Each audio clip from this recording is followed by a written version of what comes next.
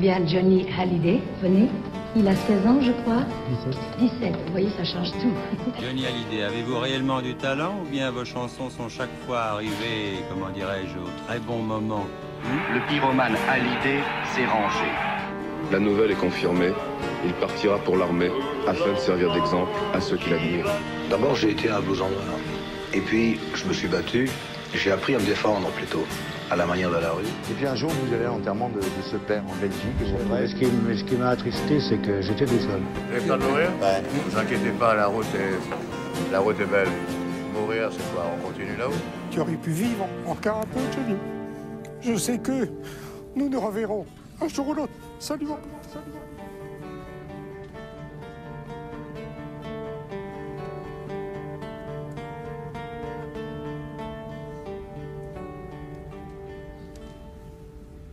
Eh bien, bienvenue chers auditeurs pour cette troisième émission du podcast 51.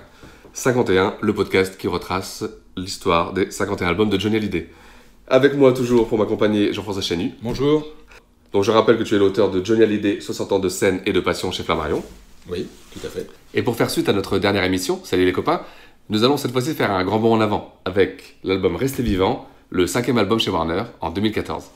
Quel grand bond, c'est une carrière tellement extraordinaire. Effectivement, c'est le 5e album chez Warner. Il fait suite à 4 albums. Je dirais pas que c'est des mauvais albums, c'est des bons albums, mais de ces albums, il ne reste pas grand-chose. Il n'y a aucun titre dont on peut dire qu'il reste dans la mémoire collective, qu'il est devenu un hit, un standard de Johnny. C'est un peu dommage, mais c'est la réalité. Le premier album, il l'a fait dans l'esprit d'un album de blues. Est-ce vraiment un album de blues quand c'est produit par l'excellent Yvan Cassar, mais qui n'est pas un bluesman. Après, il y a l'album Ça ne finira jamais, avec le titre de Calogero, qu'il fera sur scène d'ailleurs, mais bon, dont il reste finalement pas grand-chose. Il y a l'échec de l'album avec Mathieu Chédid, et puis derrière, on fait à nouveau appel aux recettes classiques, c'est-à-dire des auteurs-compositeurs pour faire des chansons, des mélodies. C'est l'attente, qui aura un beau succès commercial en tout cas, mais dont on ne peut pas dire que les titres restent dans la mémoire collective. Et là, il va arriver avec un album Restez vivant qui est probablement sa plus belle production chez Warner. C'est l'album que tu attendais à sa signature chez Warner? En tout cas, c'est l'album qu'on attend de Johnny Hallyday, avec un producteur de haut niveau, avec des très grands musiciens, avec de bonnes chansons, et puis comme c'est un interprète fabuleux, voilà, le résultat, il est là. Restez vivant, restez vivant.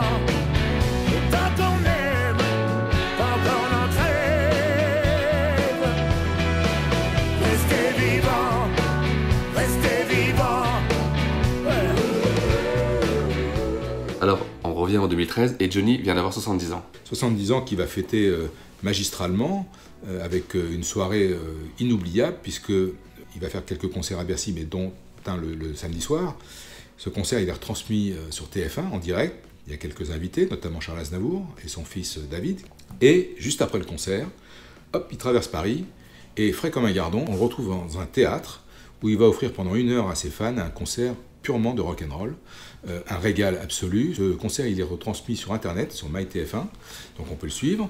C'est une première, ça, hein? Ah, il n'a jamais fait ça. C'est 2 concerts dans la même soirée, avec une enceinte comme Bercy, avec 20 000 personnes, et puis derrière, ce petit théâtre, où je sais pas, il y a peut-être 1500 personnes, je sais pas combien, et avec 2 tracklistings, 2 oui. Concerts totalement différents. On retrouve d'ailleurs là un petit peu tout ce qu'a été Johnny Hallyday, c'est-à-dire qu'un concert 70 ans très fédérateur, avec des invités, avec ses grands hits, ses grandes chansons, et derrière la musique qu'il aime, pendant 1 heure, c'est-à-dire le rock'n'roll, le rock, il se fait plaisir, il fait plaisir à la frange la plus dure de ses fans, et on voit, il est entouré par, entre autres, Brian Seltzer, des Stray Cats, avec qui il a joué en 1984 à Nashville pour les enfants du rock, et on est vraiment dans le pur esprit du rock'n'roll, avec des titres qu'il fait quasiment jamais sur scène, et en particulier, alors, un titre incroyable, un titre qui s'appelle Réclamation, qui est sorti de l'album Rivière, qui a 50 ans cette année, qu'il n'a jamais fait sur scène, et à la grande surprise, il va faire ce titre. Je pense que Philippe Manœuvre, qui est dans les parages et qui l'interviewe, n'est pas totalement étranger à ce choix. C'est vrai qu'il y a une très belle interview de Johnny par Manœuvre entre les 2 concerts. Une interview qui est très intéressante, qui est très... Parce que Manœuvre connaît bien Johnny, il aime bien Johnny, et... Ça parle musique, voilà, ça qui est intéressant. Ce que j'allais dire, c'est qu'avec Manœuvre, on ne parle parle pas de ce qu'on retrouve dans la presse, mais on parle musique. Pour revenir sur le concert de Bercy, celui-ci est retransmis sur TF1, qui fait un carton. Gros succès d'audience. Et je me souviens très bien, j'étais chez moi avec ma femme, et on a été pris par le spectacle, on s'est mis à danser dans notre pièce.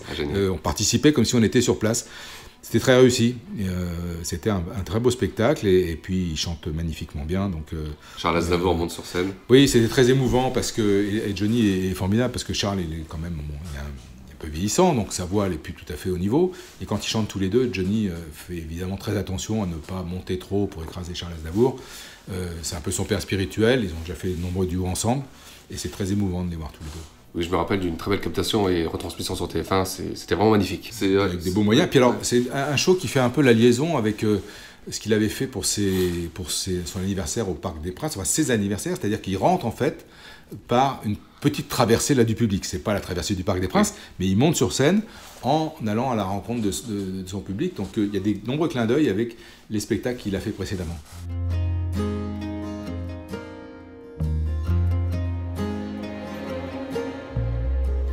On a tous un rendez-vous, un destin à l'identique, un soleil entre chien et loup, pour nous donner la réplique. Au bout d'une ligne de fuite, où plus rien ne sert de mentir, avant que la nuit ne s'invite. Ce soir j'ai envie d'écrire une lettre à l'enfant que j'étais. Tout simplement je lui dirais: sache reconnaître l'amour à temps, tu ne le croiseras pas souvent. Une lettre à l'enfant que j'étais, où noir sur blanc je lui dirais: choisis tes rêves avec précaution, tu sais ils se réaliseront. 70 ans, et pour Johnny, la sortie d'une nouvelle biographie, Dans mes yeux. Je ne vais pas te dire beaucoup de bien de ce livre, j'ai dû mettre une petite heure et demie à le lire, et j'ai sans doute mis plus de temps à corriger toutes les fautes qu'il y a. C'est juste invraisemblable de sortir un livre sur Johnny Hallyday avec autant de fautes, autant d'erreurs, et donc je trouve pas ça très professionnel. C'est un livre polémique sur 2 phrases. C'est un livre polémique sur 2 phrases, tout simplement parce qu'à un moment, Johnny parle de ses confrères, où il lance quelques vannes, mais je pense qu'il ne le fait pas méchamment, parce que c'est pas quelqu'un de méchant. Mais ça fait évidemment les choux gras des journaux à scandale qui se délectent de ça. Il en fera la promo. Alors, la promo sera effectivement très importante, en fait, et le succès commercial est là, donc c'est indiscutable. Il faut dire que le livre coûte pas très cher, je crois que c'est 15 €. Et donc, beaucoup de gens vont l'acheter. C'est vraiment pas mon livre de chevet. On parlera surtout de l'émission La Nocturne, les spéciales 40 ans de Georges Lang. Alors ça, c'est effectivement un moment beaucoup plus intéressant, en tout cas pour moi, et beaucoup plus fort de cette année, puisqu'il va être invité à l'occasion des 40 ans des Nocturnes de Georges Lang, par Georges Lang, pour une émission spéciale. Et là, c'est comme toujours avec Georges Lang, c'est extrêmement intéressant. On y parle d'abord et presque essentiellement que de musique. Et là, Johnny, à la fois fait partager ses goûts, puis évoque des choses qu'il aime, notamment on sait qu'aux États-Unis, quand il est en voiture, il se branche systématiquement sur une radio country pour écouter de la country, et qu'il a, entre guillemets, une idole, c'est Garth Brooks, qui est un énorme vendeur de disques aux États-Unis. C'est une star aux États-Unis, personne ne le connaît en dehors des États-Unis, une immense star, et Johnny rêve de le rencontrer et demande à Georges s'il peut peut-être les rencontrer, parce que Georges connaît bien Garth Brooks. Et puis ils évoquent le guitariste d'Elvis, Scotty Moore, et Philippe Labro intervient dans l'émission, et il raconte une anecdote assez sympa. Il est question de Johnny Cash et du titre, des titres que Labro a écrit, les premiers qu'il a écrits pour Johnny, On me recherche et Jésus-Christ. Et il parle d'un couplet qui n'a pas été enregistré de la chanson. C'est un très très bon moment, et en tout cas pour nous, on peut regretter d'ailleurs qu'il n'y ait pas une biographie qui parle musique. Alors une vraie bio de Johnny avec des gens qui l'interrogent, qui l'interviewent, qui le font parler musique, oui, ça c'est sûr que ça serait plus intéressant que de nous raconter toutes les histoires de sa vie privée et des histoires un peu anecdotiques. Alors tournée, Bercy, promo, il est temps maintenant pour Johnny de s'attaquer à son nouveau chantier, son nouvel album. Alors, effectivement, l'album suivant, donc qui sera l'album Restez vivant, il est mis en chantier au début de l'année 2014. Et pour cet album, Johnny a frappé très très fort à la fois avec le choix des musiciens dont il va s'entourer, mais aussi et surtout en s'adjoignant les services d'un producteur qui est un producteur emblématique de la rock music, un monsieur qui s'appelle Don Was, qui est au départ un musicien, un bassiste, qui est le directeur du label Blue Note, exact, et qui a produit quelques-uns des plus grands albums de l'histoire du rock, et notamment des albums des Rolling Stones, Stripped, Voodoo Lounge, Bridges to Babylon Tour, et le tout dernier, Blues and Lonesome, qui est un album de blues, comme son nom l'indique, Blue and Lonesome.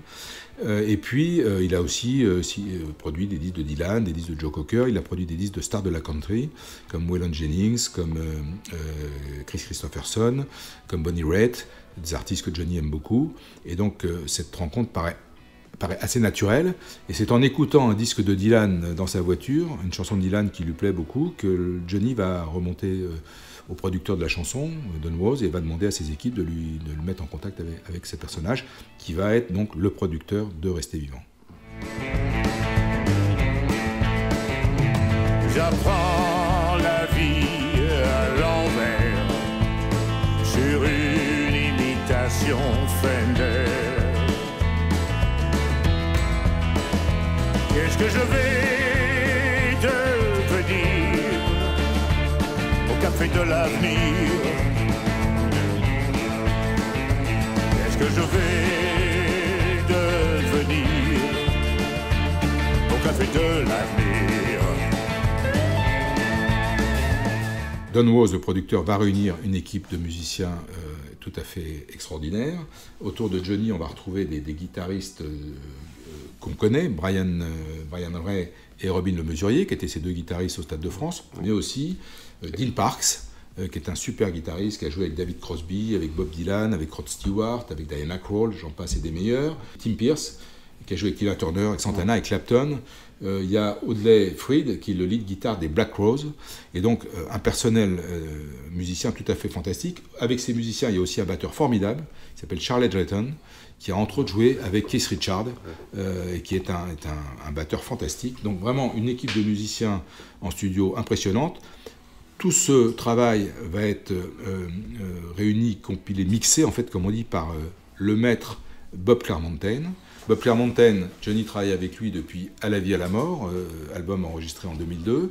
C'était la première fois que ce personnage qui travaille avec les plus grands, Bruce Springsteen, les Stones, etc., travaillait pour un artiste français. Et depuis cette collaboration, c'est lui qui va mixer tous les albums de Johnny. Il a un style assez particulier, il a une façon de travailler qui va très très bien pour ce que veut faire Johnny. Et pour compléter cette équipe exceptionnelle, il y a un ingénieur du son, l'ingé son de cet album, qui s'appelle Ryan Freeland. Et c'est lui qui vient d'enregistrer le dernier album de Michel Polnareff. Et Polnareff a dit que ce type-là était un génie. Donc on a une Dream Team. Une Dream Team de Don Was aux musiciens en passant par Bob Clearmountain, cet ingé son. Quand on a une Dream Team comme ça, il faut des compositeurs et des bonnes chansons. Et c'est ce qu'on va retrouver dans cet album. Et pour cela, il va faire appel à de vieilles connaissances. Il y a d'une part, effectivement, Maxime Nucci, alias Yodelis, qui a été de l'aventure un peu malheureuse de Jamais seul avec Mathieu Chédid, et qui revient dans cet album. Il va composer 4 titres, 5 même, puisqu'il y en a un qui sortira en fait en bonus, qui sont vraiment des réussites. Il y a J'ai ce que j'ai donné, qui est le titre qui ouvre l'album, avec un climat très particulier, et je trouve que c'est une magnifique chanson. Le Café de l'Avenir, qui est une vraie perle, que les fans adorent et que Johnny va faire sur scène, c'est très rockabilly. Te manquer, peut-être le meilleur titre de l'album. Avec ce solo orgue. Voilà, et il y a un journaliste qui a écrit, c'est un boléro rock, j'ai trouvé l'expression assez amusante. Il y a un titre que j'aime beaucoup, qui est La lettre à l'enfant que j'étais, qui évoque le passé, l'enfance de Johnny, le quartier de la Trinité et tout. Je trouve que ce titre aurait mérité une carrière plus importante que celle qu'elle n'a eue. Et il y a un titre très Springsteen qui s'appelle À nos promesses, qui va être à la fin de l'album dans sa version courte, parce que cet album il va sortir avec plein de formats, plein de bonus, et dans les bonus on va retrouver 2 titres de Yodelis, chanteur de chansons, et On s'accroche. C'est un comeback très réussi, après la frustration, après la frustration, tellement réussi que après cet album on va retrouver Yodelis sur la quasi-totalité des titres que Johnny va enregistrer. Et puis il y a un autre nom qui est très surprenant, parce que quand on le voit, on dit tiens, c'est étonnant, c'est Gary Wright. Oui. Gary Wright a été un des grands collaborateurs de Johnny dans les années 70. Et là, il propose une chanson qui s'appelle « Je t'ai même pas dit merci », qui est tout à fait dans l'esprit de ce qu'il propose. Là aussi, c'est un titre que j'aime beaucoup. J'aime ce mid-tempo où Johnny est particulièrement à l'aise. Alors Gary Wright, c'est d'abord l'homme de Flagrant Délit. Il a été un des pierres ouvrières de cet album magnifique. Il avait composé 4 titres. Le titre éponyme, Flagrant Délit, Si tu parles la première, Que j'ai tort ou raison et La loi. Il participe à l'enregistrement et aux arrangements, il donne une couleur, il contribue à donner une couleur à cet album tout à fait intéressante. Et puis après, dans les albums que Johnny va enregistrer, il y aura quasiment toujours un titre de Gary Wright jusqu'en 1974, puisqu'il va, sur Country Folk Rock, proposer « Toi tu voles l'amour ». En 1973, dans l'album Insolitude, le formidable titre Le Feu et Moraya, en 1974 Eloisa, donc il est présent dans les albums que Johnny enregistre dans les années 70, à la Peak Sound Studio. Puis après, il va complètement disparaître de la circulation, il va continuer sa carrière, lui, de musicien, et le voilà de retour. Combien d'années après Flagrant Délit, c'était 1971, on est en 2014, le voilà de retour. 40 ans après. 40 ans après, avec ce titre qui a sa place dans l'album et qui est aussi une belle réussite.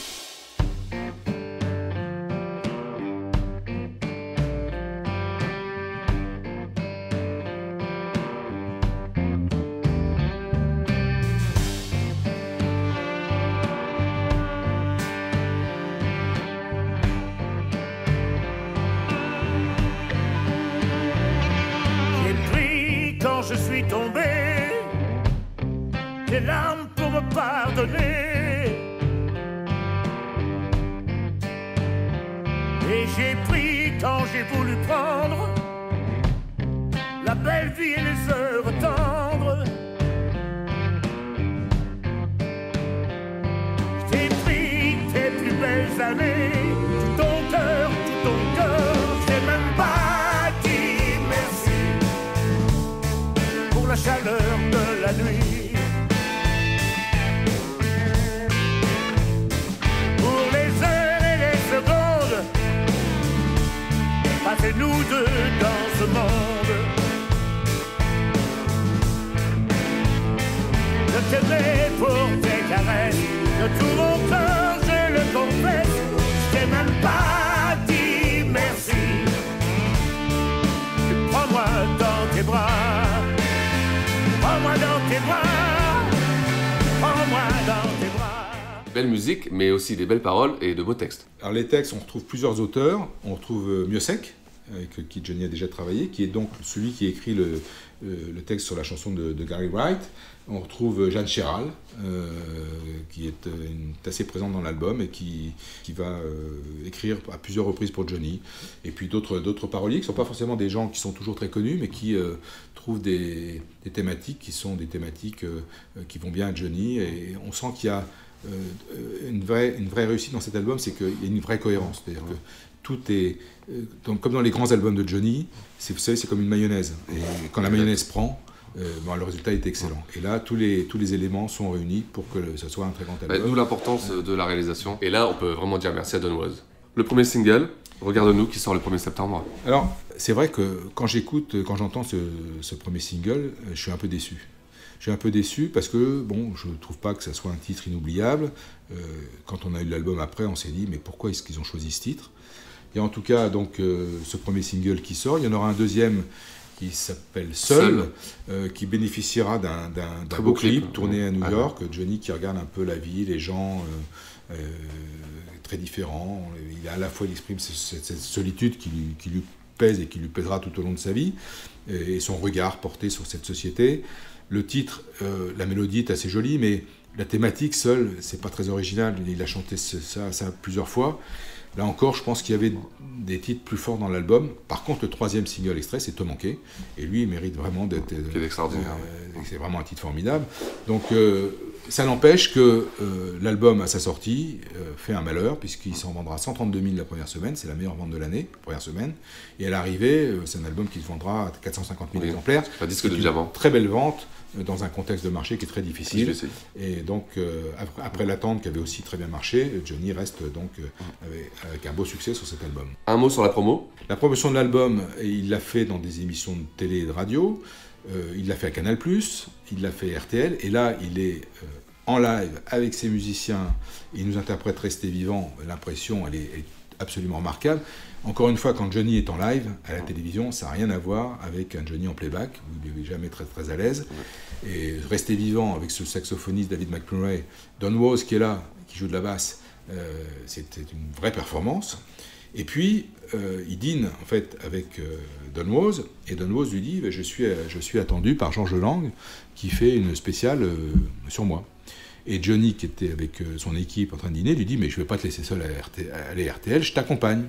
Et les voilà qui débarquent, tous dans le studio de Georges Lang, c'était pas prévu. Ça crée un peu le bazar, hein, parce que le studio il n'est pas très grand, et il y a beaucoup de monde. Et puis il y a les producteurs, il y a Bertrand Lamblot, il y a Johnny, et Don Was évidemment. Et Don Was, en fait, il programme la musique à partir de son ordinateur.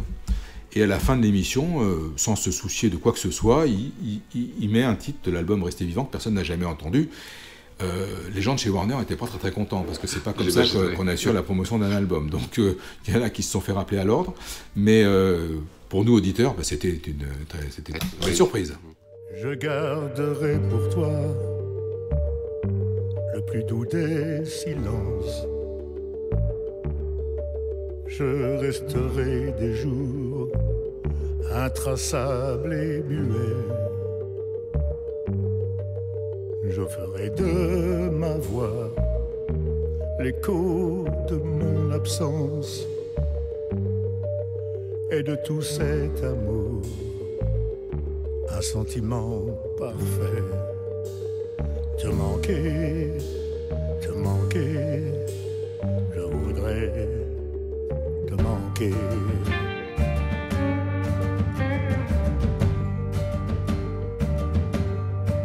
J'inventerai loin de toi un exil volontaire,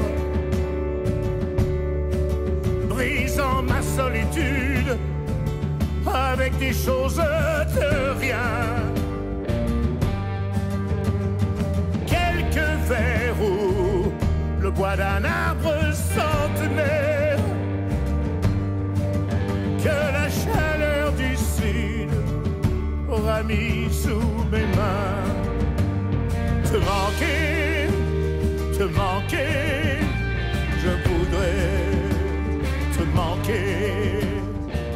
Aussi très important, un renouveau du côté marketing. Tout à fait, marketing digital, marketing numérique, fait que les choses changent. Alors là, c'est intéressant de revenir un tout petit peu en arrière. Quand il y a eu la catastrophe de l'album avec Mathieu Chédid, c'était un vrai problème pour la maison de disques. Et donc à ce moment-là, les gens de chez Warner sont allés débaucher un garçon plein de talent qui était dans une autre maison de disques. Et c'est une anecdote assez amusante parce que ce garçon, je l'ai eu en stage dans ma vie professionnelle. Je travaillais dans un journal qui s'appelait Info Matin. C'était un garçon très sympathique avec qui je me suis très bien entendu. Il était fan de Michael Jackson, mais vraiment fan. Et on lui a d'ailleurs laissé écrire un article sur Michael Jackson dans Info Matin, donc pour lui c'était un moment énorme. Et à l'époque, Johnny sortait l'album Lorada. Et moi évidemment, Lorada c'est un des albums de Johnny que je préfère, donc j'adorais cet album, j'en parlais beaucoup. Il me regardait un peu avec des yeux un peu bizarres, parce que lui, Johnny, c'était pas trop son truc. Et le voilà, quelques années après, qui va chez Warner pour reprendre en main le marketing de Johnny. C'est quelqu'un de très brillant. Et donc c'est lui qui va chapeauter tout le marketing. Reprendre en main le marketing de Johnny. Et le marketing à l'époque, c'est évidemment plus de mettre un disque en vente, un single en vente, mais on est à l'ère du numérique, donc on le met en téléchargement. Et donc il va mettre en place toute cette nouvelle façon de communiquer pour Johnny, les téléchargements, les communications sur les réseaux sociaux, etc. Et donc ça va fonctionner très très bien. Et après que vous ayez mis un titre en téléchargement, vous préparez la sortie de l'album, et quand l'album sort, il n'y a pas un format comme autrefois où on sortait le 33 tours, mais l'album il va sortir avec des formats multiples. Il va sortir en vinyle, parce que le vinyle revient progressivement à la mode. Il va sortir en CD single de 12 titres. Il va sortir en combi CD, DVD avec le film de l'enregistrement, avec des bonus. Il va sortir avec un coffret collector incroyable, avec dedans CD, DVD, 45 tours, disque d'or de l'attente, donc un très beau projet. Et puis, il y aura un titre qui sera uniquement mis en téléchargement. de tous les titres enregistrés dans cet album, c'est un titre qui s'appelle Chanteur de chansons. Donc, vous voyez, il y a de multiples produits, c'est un marketing qui est très réussi et qui va parfaitement fonctionner, qui vraiment positionne Johnny dans son temps, dans notre époque. Ce qui permet de faire une très belle première semaine. Il fait une très belle première semaine, et puis derrière, toute la mécanique qui va suivre va continuer à entretenir le succès de l'album, et fait que cet album sera dans une très très bonne vente pour la période qu'on connaît. Et si c'était son meilleur album ? Alors c'est un titre critique du Parisien, quand l'album sort, qui se pose la question, et si c'était son meilleur album ? C'est toujours difficile de dire que c'est le meilleur album quand on en a fait 51. Surtout comparer les époques. Ça dépend des goûts, comparer les époques, c'est très compliqué.